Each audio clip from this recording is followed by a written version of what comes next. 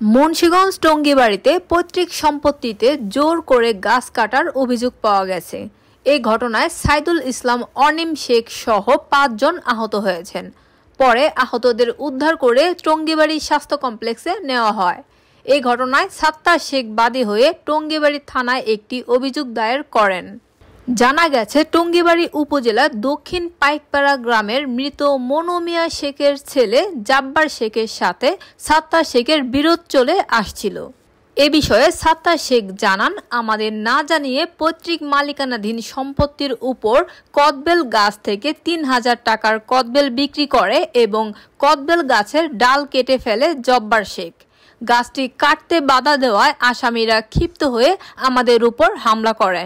টঙ্গীবাড়ি থানার ওসি সাইফুল আলম জানান, এই ঘটনায় থানায় একটি অভিযোগ হয়েছে, তদন্ত করে আইনগত ব্যবস্থা নেওয়া হবে।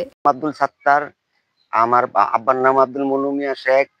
আমাদের এই জায়গাটা প্রত্যেক রেস্ট্রিক্ট সম্পত্তি, আমাদের কাগজপত্র দলিল সব আছে এবং এই জায়গাটা এই বেল গাছটা খেজুর গাছটা আমার বাপ্তি কেলে লাগাই না। আমরা তিনো ভাই ওই যৌথভাবে মিল্লা জিল্লা আমরা এটা ব্যবহার করি।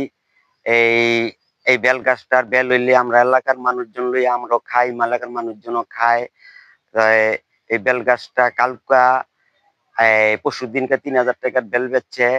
আমরা বাজি নাই কাজে বড় ভাই হিসাবে খাই খাও, কিন্তু কালকা বেল গাছটা কাটতে গিয়া আমি বাধা দেওয়াতে আমাদের লগে এই মারপিট আমাদের আহত করে।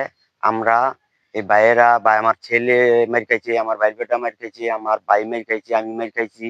এই যে আমার মুখের ভিতরে কাটা দাগ আছে এবং আমার এই যে হেন চোখের মধ্যে চিহ্ন আছে, আমার ভাইয়েরও চিহ্ন আছে। এবং এই মারপিটে এরপরে মারামারির পরে আমরা থানায় একটা অভিযোগ করছি এবং হাসপাতালে আমরা গিয়ে ট্রিটমেন্ট করছি। ট্রিটমেন্ট কইরা আমরা বাড়িতে আইছি।